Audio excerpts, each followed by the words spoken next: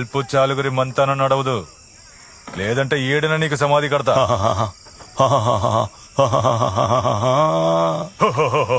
జర తలకాయ తిప్పి చూడరా, గిది నా అడ్డా. మీకు పైసలకి పంచేనికి విశ్వాసంతో పంచేనికి తేడా తెలియట్లా. నన్ను శాంపుల్ చూపించమంటావా?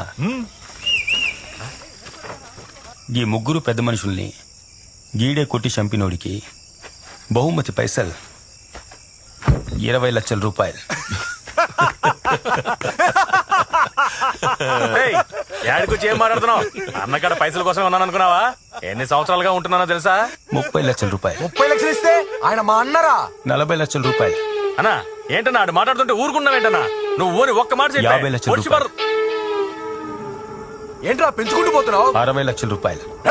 పొడితే రాగాడిని. నువ్వు జరుండే, అన్నేదో చెప్తున్నాడుగా. 70 లక్షల రూపాయలు. ఉండనా అన్నా, నేను గేటు దగ్గర పోయి ఎవడూ రాకుండా చూసుకుంటా అన్నా. 80 లక్షల రూపాయలు. 80 లక్షలా? రే జరగరా. గప్పుడు ఈ 80 లక్షలకి లాక్ చేద్దామా?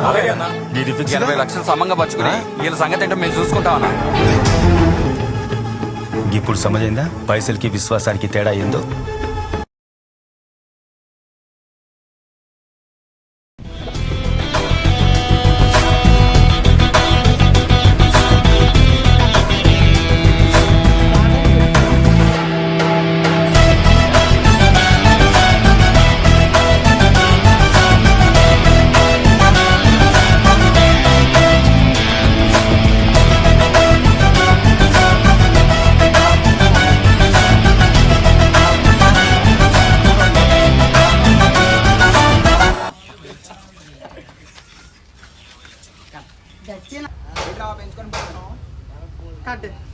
$5 rupees.